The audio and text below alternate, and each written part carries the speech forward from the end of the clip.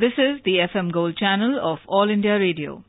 In the program News Analysis, now we bring you a discussion on infrastructure development in Delhi and NCR. The participants are Ashok Tandon, political analyst, and Deepak Kumar Dash, journalist. So after a long wait of almost 15 years, Delhi got its fourth ring road, or we can call it a bypass, with the Prime Minister inaugurating the 83-kilometer stretch between Manesar and Sonipat. I think this is one of its kind network of expressway which has been built around any city to bring down the traffic. Prime Minister today actually talked about that, how the number of vehicles which will come down drastically because with this particular roads they don't need to pass through Delhi. How do you look at the impact of this road? It's not just about reducing vehicles but also reducing pollution and also improving the traffic flow in entire Delhi. Maybe we'll also see the reduction in number of people getting killed on Delhi roads, which particularly happens at night and involving most of the trucks. Certainly, Deepak, but the unfortunate part of the whole thing is that the project missed multiple deadlines. And then subsequently, at that time, the Congress-led government decided to terminate the contract and pay KMP Expressway and lenders rupees 1,300 crores as a termination payment. It's very unfortunate. Now the project was revived when Narendra government took over in 2014, and the Haryana government felt that it should now be 6 lane. So missing deadlines not only escalates cost, but it also becomes a question of credibility also. 9 years, it should have been, as the Prime Minister also pointed out, the project should have been completed 9 years ago. Anyway, now the project, a sum of 6,400 crore has been spent on the expressway project, and 3,846 acres of land was acquired at a cost of 2,788 crore. So the farmers have also benefited whose land was acquired, and the design speed of this expressway 120 km per hour for light vehicle and 100 km per hour for heavy vehicle. Coming back to your point, that with the completion of KMP, which is the western periphery, now the entire ring road, a stretch of 270 kilometers around Delhi, that means the eastern expressway and the western expressway, will certainly be a boon for the people of Delhi because the traffic will get decongested. But the entire traffic coming from all the northern western states will not have to pass through Delhi. Say for instance, any truck with the apples coming from Jammu and Kashmir and going to either Maharashtra or Gujarat or Madhya Pradesh will not have to pass through Delhi. So this will be real benefit, and it will also, as you rightly said, ease the traffic but also reduce pollution. And with all the latest technology used in this on the expressway, we do hope that this will reduce the number of accidents also. But it's very important to mention here that all these things do need people's cooperation. Unfortunately, some of the very incidents which we have noticed on the Eastern Expressway are of the theft of these goods installed along the highway. Also, dismantling of the barricades. These are very unfortunate things, and I do hope that the government of Haryana, which will be maintaining this Western Expressway, will ensure that no damage is done to the costly equipment which has been put for the safety of the people. I think people cooperation is required, and Prime Minister also mentioned, and in fact talking about this project, he said that no goal is difficult to achieve if there is a complete dedication. And then he also talked about the slogan which he has been giving, that Sabka Saath, Sabka Vikas. But one thing which he has been emphasizing in every project is that he will only lay the foundation stone of such projects which can be and which should be completed during his tenure. And this he has demonstrated in the Eastern Express Periphery, also Delhi Meerut, and now after reviving the project in 2014, it has been completed. So to that extent, the Prime Minister has drawn satisfaction this way, and he also paid tribute to the valor of Jawans who have been serving the Indian security forces, armed forces from Haryana. And he also highlighted the contribution of the Haryana women in different spheres of life. So it was a very interesting, I must say, very important event which took place today, and for the benefit of all the northern as well as western Indian states. One thing the Prime Minister talked about is his tagline, the Sankalp Se Siddhi, and how this road is not just going to ease ease of living, ease of transport. Let's listen to what Prime Minister has to say. इस expressway की वजह से अब दिल्ली में दाखिल होने वाली गाड़ियों की संख्या में काफी कमी आएगी। ये एक्सप्रेसवे दिल्ली और आसपास के इलाके में प्रदूषण को कम करने में बड़ी भूमिका निभाएगा। एक तरफ से देखें तो ये expressway economy, environment, ease of living के साथ ही ईज ऑफ लिविंग की सोच को भी, ईज ऑफ ट्रैवलिंग की सोच को भी ये गति देने वाला है। Mr. Tandon, if we come back to the issue of different estimates saying how much traffic will be out of the road, I think Prime Minister played safe when he said that a substantial number of vehicles will not enter Delhi. But there are studies from NCR Planning Board which said that about 20% commercial vehicles will not enter. Some say that almost 50,000 or maybe 1 lakh vehicles will not enter. But do you think it's not about just people not coming to city to avoid congestion? But we see most of the trucks that pass through Delhi late at night. How much will be the importance of enforcement, whether it's by Delhi police, Haryana police or Uttar Pradesh police, to ensure that vehicles which are not destined for Delhi should not actually come inside? Especially the goods traffic. Because it is mainly due to the goods traffic that Delhi gets literally crowded during the night, and that adds to pollution as well, a number of accidents as well. If all the state governments around Delhi, they do a coordinated effort and literally force the goods traffic not to enter Delhi, and I think 50,000 vehicles per day can easily avoid entering into Delhi. This includes traffic coming from Himachal, Jammu and Kashmir, Punjab, Haryana, Uttarakhand, and going right up to southern states or Maharashtra and Gujarat, passing through Delhi. And then there is a traffic which is coming from the eastern side, that means Uttar Pradesh, and going towards Punjab border on Rohtak Road and others.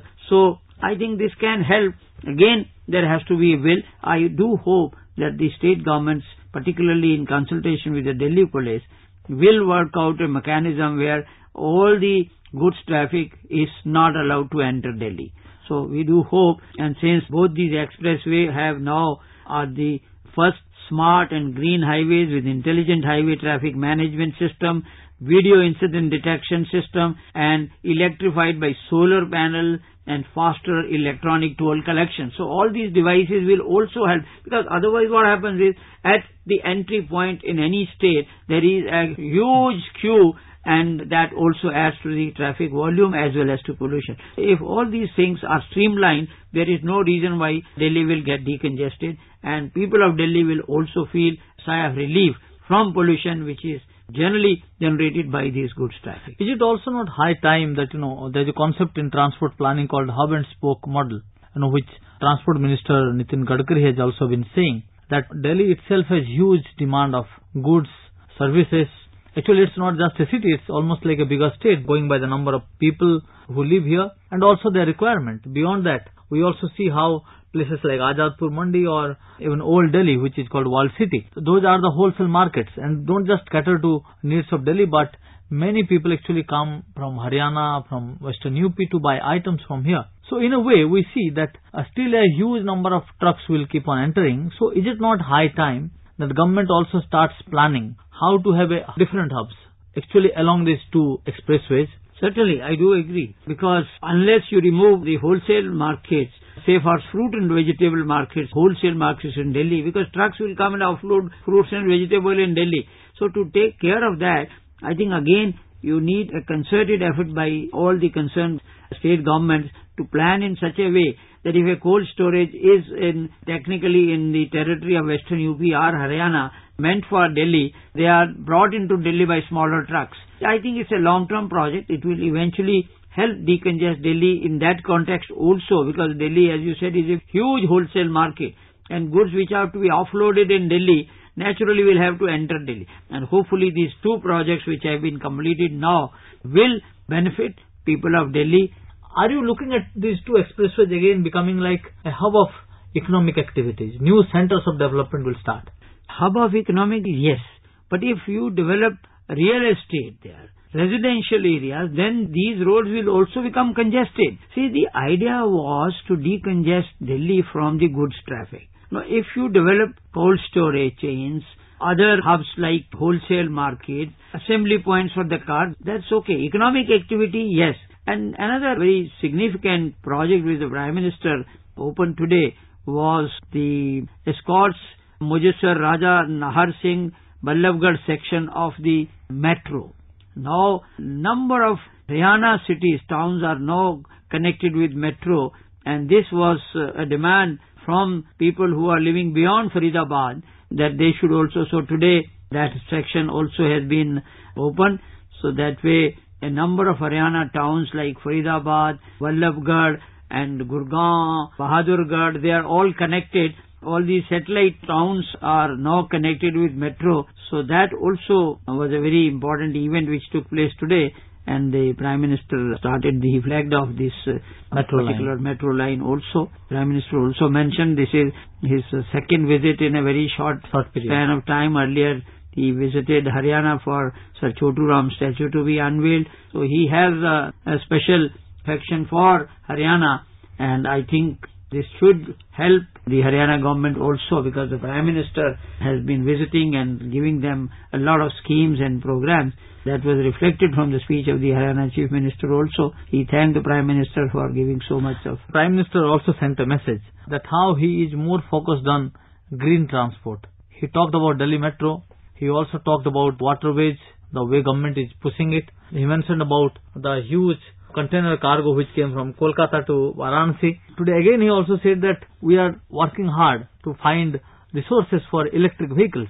So in a way, we see that he is keeping that narrative of development which is also sustainable. How the government is actually putting everything together, from what he said, waterway to railway to roadway to highway. He mentioned about, of course, the development of infrastructure, and said that more than 100 waterways are being now developed as the hub for transport goods. But he also mentioned that the good job which the government is doing. In fact, he said 12 decisions have been taken to boost the small and medium industry in this country. And he said the government is trying to encourage, is guiding youth from innovation to industry.